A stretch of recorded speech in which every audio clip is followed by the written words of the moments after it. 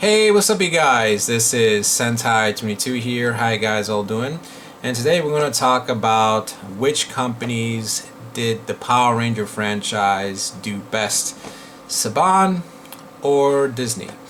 Now the reason why I wanted to start this is because there's been a lot of, kind of douchebaggery type of people after the franchise was bought from Disney, from the original creator, Hayam Saban. And I thought it was awesome. I thought it would, take the show to a whole new level, and it did. It actually made the show mainstream again, even though not as the same as Mighty Morphin, but at least keep it relevant to where you could see Power Rangers at your Toys R Us, Power Ranger guys in costumes. That's what I'm talking about. Or at the parades, as you can see, the new Megaforce Rangers are going to the Macy's Thanksgiving Day Parade this week, so that's pretty good. After the franchise was bought, a lot of people had a lot of kind of like, yeah, Saban bought the franchise, F you Disney, F you, F you, F you, yeah. But the thing is, I wasn't those kind of people, okay? Because, Disney in reality did some awesome seasons. I'm not gonna lie. I mean, sure, there were some bad seasons and good seasons. I mean, the show pretty much went downhill after Mystic Force and went a little bit back with RPM, but there was no need for this kind of douchebaggery, if you will, this kind of backlash against Disney for ruining the franchise. I mean, it still had the cheesy dialogue, the cheesy plots, everything was there. I mean, the only difference is that they had different standards than Saban. But other than that, it was pretty much the same. The reason why I brought this again is because there's a lot of people, saying, oh yeah, finally Saban will make the show better. It's like, no, not really. Look what Samurai turned out to be. So it's going to be the same coin as the Disney seasons. The only difference is it's just a new boss. But again, the thing is, there's been a lot of people that were, acting like asses, and thinking that Saban will do better with the franchise. No, it's always been the same thing. The Disney seasons are not bad. I mean, I spoke to a commenter and he was like, I hope this Disney influence disappear from Power Rangers, and I never liked the Disney seasons and all that stuff. I didn't like it. I mean, people are entitled to their own opinions. I respect that. But really, you did not like even one Disney season? Really? Like I said before, I mean, the series went downhill after Mystic Force, but there was a lot of good seasons. You have RPM, you have Daniel Thunder, I mean, Jason David Frank, I mean, come on, SPD. I mean, there was some great Disney shows, and I don't say anything bad about Disney, because if it wasn't for them, I mean, originally Wild Force was supposed to be the last Power Rangers season. I mean, we probably would never have gotten a Power Ranger season until Samurai. A 10-year hiatus. Could you imagine that? Power Rangers would literally disappear from the spotlight altogether. It would probably just survive with just toys alone until Bandai decided to shut down the Power Ranger brand for good. But thankfully, Doug Salone, who was the producer for Dino Thunder all the way to, Ninja Storm all the way to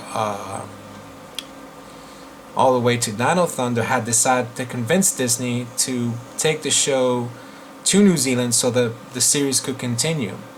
Disney could have canceled the show after Disney bought Saban Entertainment. They could have shut it down, but they kept the show ongoing. That's why I don't feel no animosity towards Disney whatsoever. I think they did a fantastic job with keeping the series going. I mean, sure, there were some things that were bad and good about the Disney seasons, but it was not that bad. I mean, let me tell you something. In terms of Disney versus Saban, both companies did things very differently. Both things did bad and good. Now, in terms of the violence, Disney did tone down the violence a lot because of complaints from soccer moms. As you guys probably noticed, that there wasn't a lot of physical contact with the Rangers and the monsters, and it was just replaced by explosions. Um, Also, there wasn't a lot of building destruction, as you guys probably seen in the Saban era, where the monster just wreaks havoc on the city and just destroys everything around it. I mean, I remember the Disney era Power Rangers SPD, where I think it was two episodes. I think one of the debut of Omega Ranger. Forgot the monster's name, where he was like, "I hate empty buildings," and there was this other episode where I mean, there was this one monster where they just destroyed one building, and Sid was like, "Thank goodness no one was in that building." And I was like, yeah, I had to facepalm myself because wow. Meanwhile, Saban, when it's in now in terms of violence with the Saban era, they just flat out don't care. I mean, they want to make a good action show, and by monsters letting destroy buildings and wreaking havoc on the people of certain cities, you let that go. I mean, if you look at Power Ranger Samurai, I think one of the episodes there was a monster that was destroying a building, and one monster that destroyed a moving car. I mean, wow, that's something we haven't seen in a long time. So you have 1 point for Saban in terms of that. Now, in terms of the production value and casting, I would have to give that point to Disney. Disney did a fantastic job because they didn't have to get attached to the Sentai footage and making their own stories. I mean, if you notice from Power Rangers SPD all the way to RPM, they made their own monster versus ranger fights. Everything, the Sentai footage was exclusively to the Megazord fights and the special effects finishers. That was about it, and that's why I like about it. It felt like a different show. It didn't feel like it was adapted from a Sentai or anything. Even though they were copying plots from the Sentai, it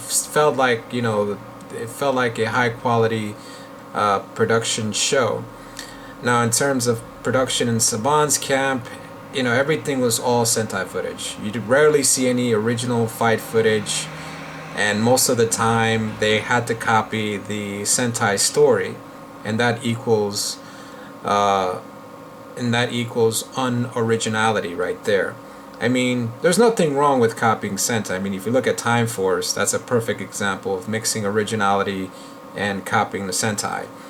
So, production, also the casting, I would have to also the casting, even though the accents kind of slip in most cases because most of the actors in Power Rangers were mostly New Zealand and Kiwi based actors. They did a fantastic job of keeping that kind of realism. I mean, the actors kind of felt real, and you can relate to that.